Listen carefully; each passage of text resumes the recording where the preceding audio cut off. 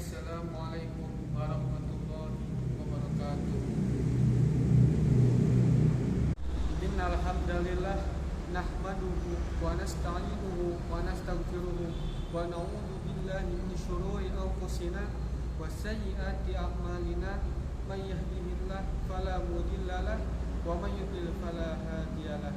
Wa ashhadu an la ilaha illallah wahdahu la syarikalah wa ashhadu anna Muhammadan abduhu wa rasuluh.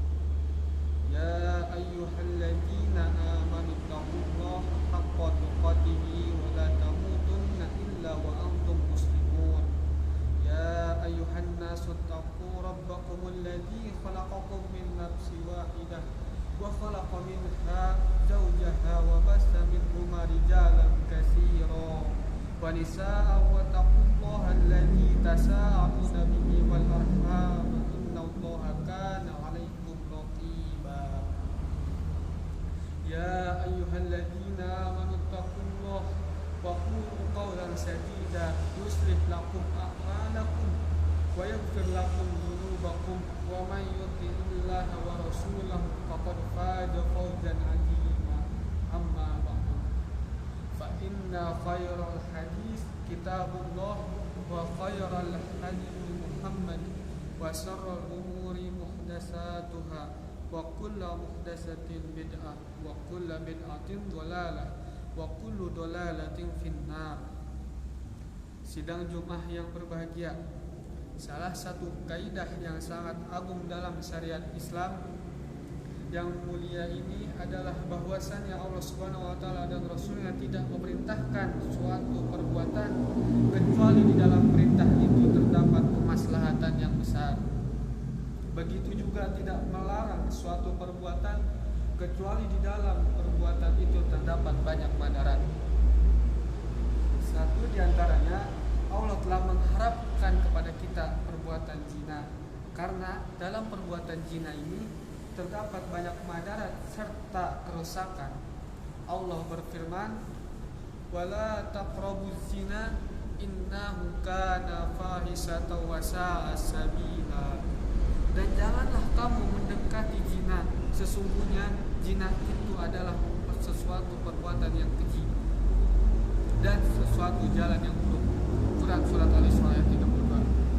Di dalam ayat ini Allah Subhanahu wa taala melarang manusia untuk mendekati perbuatan zina dan semua perantara yang bisa menjerumuskan zina dan semua perantara yang bisa menjerumuskan seseorang ke dalam perbuatan tersebut. Demikian ini karena zina merupakan perbuatan kotor dan sangat jelek pengaruhnya bagi kehidupan masyarakat. Allah Subhanahu wa taala menyebutnya dengan kata fahisyah yang berarti perbuatan yang sangat keji. Perbuatan zina bertentangan dengan akal sehat.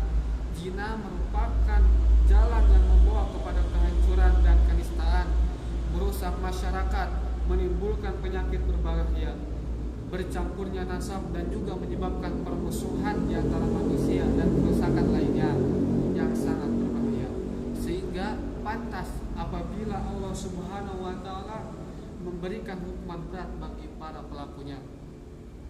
Allah Subhanahu wa taala berfirman, "Az-zaniyatu waz-zani fajlidu kulla wahidin minhuma ma'ata jaladati wa la ta'khudhukum bihima ra'fatun fi dinillah in kuntum tu'minuna billah wal yawmil akhir wal yashhad 'adzabahuma ta'ifatum minal mu'minin."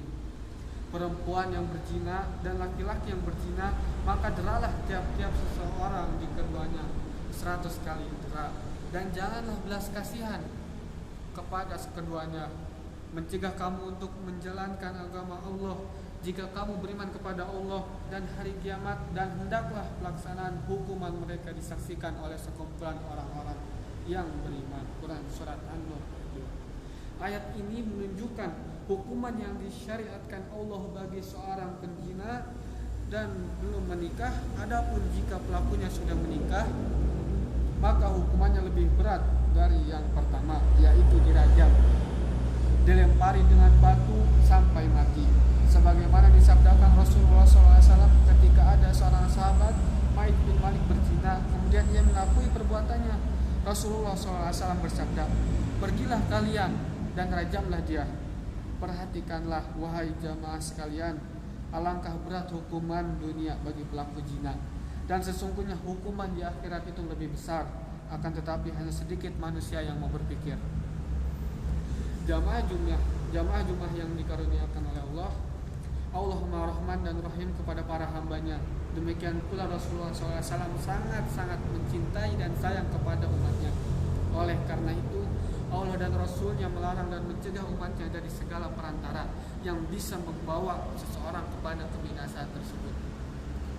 Di antaranya ialah, pertama, Allah SWT melarang hamba untuk menggambar pandangannya dan melihat kepada sesuatu yang haram untuk dilihat, karena akan membangkitkan nafsu seseorang dan menjerumuskan ke dalam perbuatan keji. Dan sebaliknya, Allah SWT memerintahkan para hambanya agar menundukkan pandangan di antara matanya.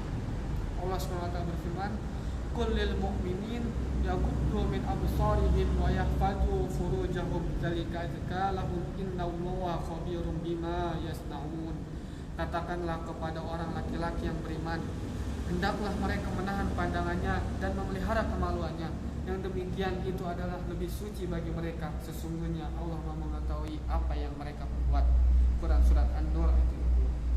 Adapun peringatan dari Rasulullah SAW tersebut dalam sabdanya, "Wahai Ali, janganlah engkau ikutkan pandangan yang satu dengan yang lainnya, karena sesungguhnya bagimu yang pertama bukan yang kedua." Hadis riwayat Abu Daud dan dihasankan oleh Syekh Al-Albani. Maksudnya, seseorang tidak berdosa dengan pandangan pertama yang tidak disengaja dan akan mendapatkan dosa dalam pandangan yang keduanya ketika sengaja melakukannya. Ini menunjukkan melihat sesuatu yang haram termasuk perantara terjadinya perbuatan zina.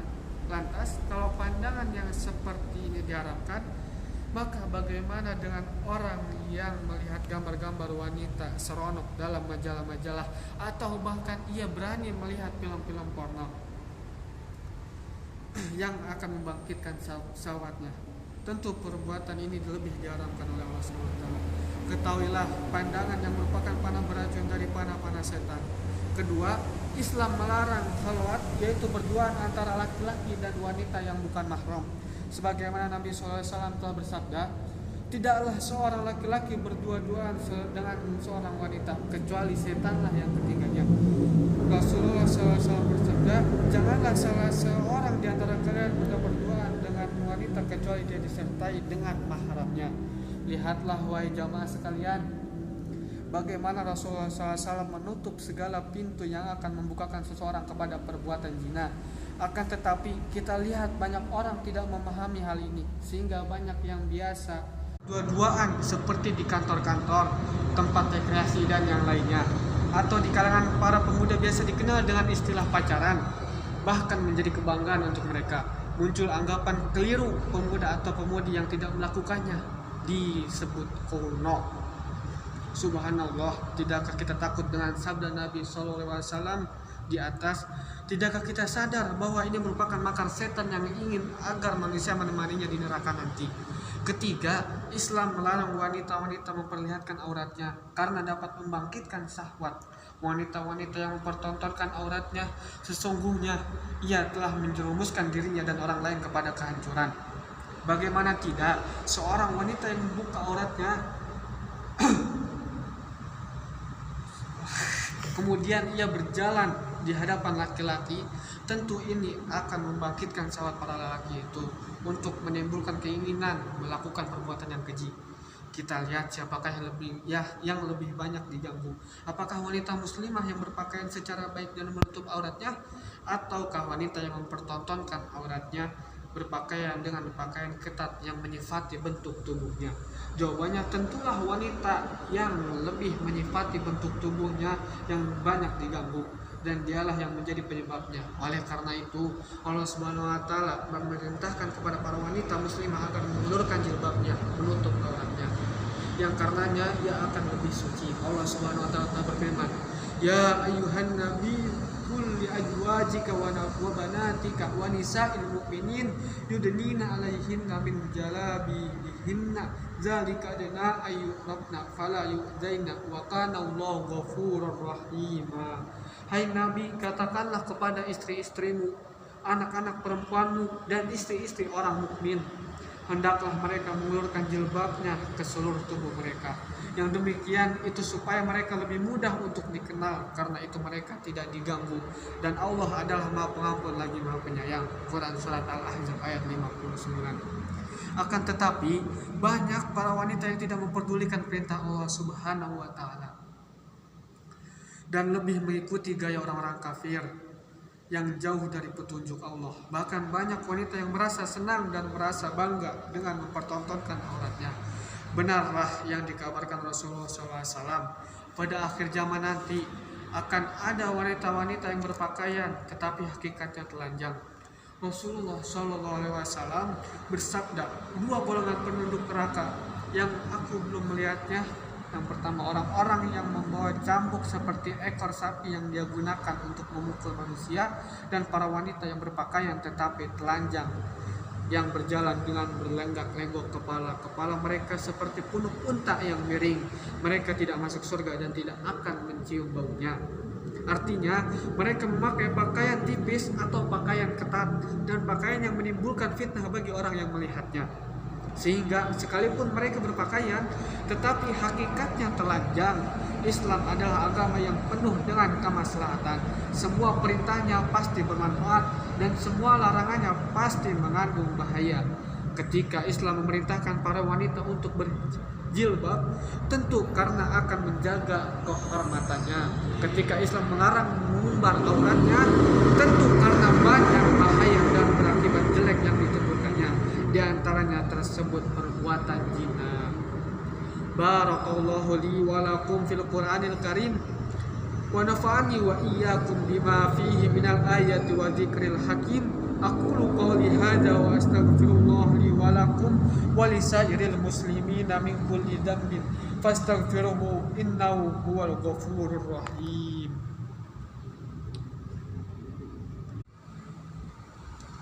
Alhamdulillah allazi arsala rasulahu bil huda wa dinil haq wa liyudhhirahu 'ala ad-dini kulli walau karihal muslimun. Asyhadu an la ilaha illallah wa asyhadu anna Muhammadar Rasulullah. Allahumma shalli ala Muhammad wa ala alihi washabihi ajmain. Amma ba'du. Jamaah Jumat yang dimuliakan oleh Allah, zina merupakan salah satu dosa besar dan perbuatan yang sangat keji. Perbuatan ini sangat dimurkai Allah Subhanahu wa Ta'ala. Oleh karena itu, hendaklah seseorang muslim menjaga diri dari dosa tersebut serta menjauhi segala sarana yang bisa membawa dirinya kepada perbuatan nista itu. Dan bertakwalah kepada Allah, karena dengan takwa seseorang akan selalu terjaga dan tidak terjerumus ke dalamnya. Marilah kita berdoa kepada Allah agar terhindar dari perbuatan yang dimurkai. Sesungguhnya kita tidak akan terhindar dari perbuatan yang dimurkai tersebut kecuali dengan pertolongan dari Allah Subhanahu wa Ta'ala. Allahumma sholli ala Muhammadin wa ala ali Muhammad kama shallaita ala Ibrahim wa ala ali Ibrahim innaka Hamidum Majid, wa barik ala Muhammadin wa ala ali Muhammad kama barakta ala Ibrahim wa ala ali Ibrahim innaka Hamidum Majid. Rabbana zalamna anfusana wa illam taghfir lana wa tarhamna lanakunanna minal khasirin.